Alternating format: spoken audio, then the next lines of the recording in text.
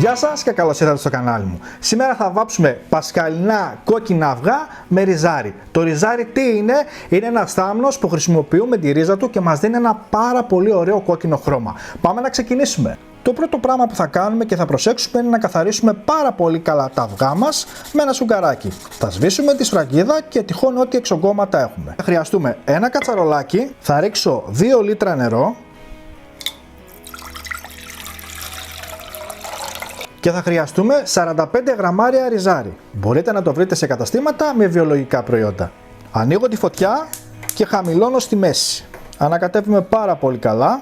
Με το που φτάσει σε σημείο βρασμού μετράμε 20 με 25 λεπτά. Έχουν περάσει 20 με 25 λεπτά, κλείνω τη φωτιά, θα χρειαστούμε άλλη μια κατσαρόλα για να στραγγίξουμε.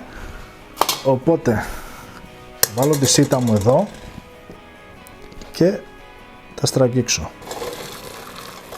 Κοιτάξτε τι ωραίο κόκκινο χρώμα έχει.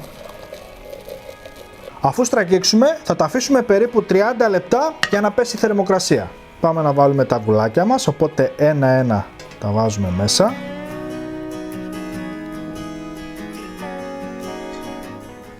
Ανοίγω τη φωτιά, το βάζω στην πιο χαμηλή θερμοκρασία, θα ρίξω μία κουταλιά της σούπας ξύδι και από το σημείο βρασμού μετράμε 10 με 12 λεπτά. Εάν σας βγάλει αφρό μπορείτε να εξαφρίσετε με ένα κουτάλι. Έχουν περάσει 10 λεπτά, κλείνω τη φωτιά και θα τα αφήσω ακόμα για άλλα 10 λεπτάκια.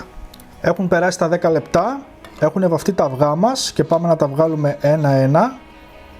Έχω στρώσει χαρτί κουζίνας.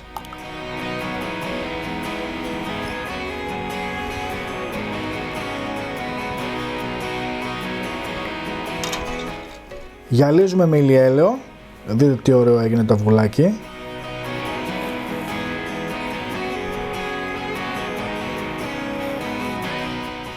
Βάψαμε και φέτος τα κατακόκκινα αυγουλάκια μας με φυσικό τρόπο, χωρίς χημικά. Εάν σας άρεσε το βίντεο, κάντε ένα like και μια κοινοποίηση για να το βλέπουν και οι φίλοι σας. Μέχρι το επόμενο βίντεο, να περνάτε καλά. Γεια σας.